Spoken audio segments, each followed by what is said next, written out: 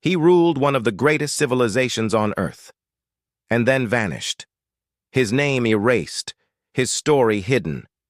This is the tale of Akhenaten, the pharaoh history tried to forget. Akhenaten was born around 1353 BCE in the grand city of Thebes, the heart of Egypt's power. He was the son of the great Pharaoh Amenhotep III and Queen Tiye, one of the most powerful and intelligent women of her time. From the moment he opened his eyes, priests believed the gods had chosen him for something different, something divine. Unlike other royal children, Akhenaten wasn't drawn to power or war. While other princes trained with weapons, he wandered through temple halls, gazing at the sun for hours. He was quiet, strange, even to those around him. Some said he was sickly and weak. Others believed he carried the light of the sun, God Aten, inside him. Even as a child, Akhenaten questioned everything: the gods, the priests, and the traditions that ruled Egypt for centuries. He felt the gods of Egypt were too many and too human. He believed in one divine force, the radiant disk of the sun, the Aten. In his early years, Akhenaten showed fascination with art, light, and truth. He drew symbols of the sun on the palace walls, simple, circular, but full of meaning. While others feared the gods, Akhenaten admired their beauty. This passion would one day lead him to create the world's first known monotheistic religion. But that's a story for another time. From a quiet prince to a revolutionary king, Akhenaten's journey began not with war, but with wonder. The boy who worshipped the sun would soon challenge the might of Egypt itself. The rise of Akhenaten, the pharaoh who defied the gods. Around 1351 BCE, following the death of his father Amenhotep III, the young prince became pharaoh. He took the name Akhenaten, meaning he who serves Aten.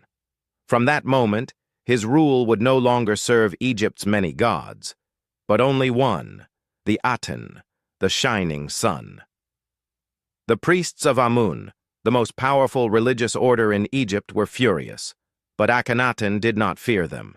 He believed that truth was not hidden in dark temples, but in the open sky, glowing every day above all people. Akhenaten began to change everything.